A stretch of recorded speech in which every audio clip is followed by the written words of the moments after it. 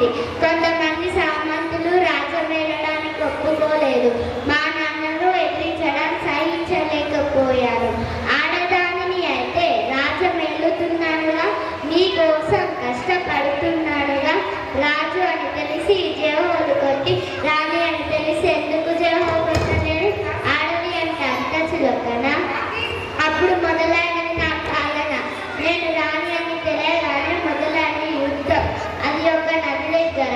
ఒక తల్లి పాలు తాగిన వారు అన్న తమ్ముడు అక్క చెల్లెలు అయినప్పుడు, ఒకే నది నీరు తాగిన వారు అన్న తమ్ముడు అక్క చెల్లెలు కాలేరా? నేను అందరికీ చెప్పేది ఒకటే మాట, ఆడవారిని ముందుకు వెళ్ళనివ్వండి, కష్టపడనివ్వండి, ముందుకు సాగనివ్వండి. ధన్యవాదములు. భారత్ మాతాకి జై.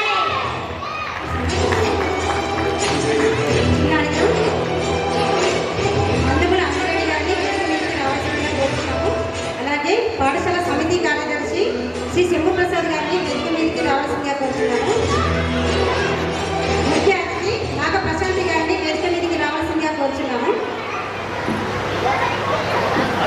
ఉప్పోజి బలవంతాచారి గారిని వేదిక మీదకి రావాల్సిందిగా కోరుతున్నాము.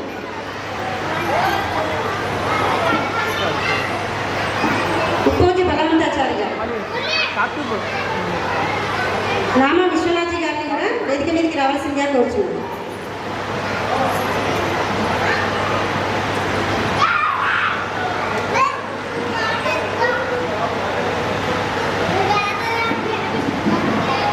గౌరవ అధ్యక్షులు దేవసాని బాలచంద్ర గారిని కూడా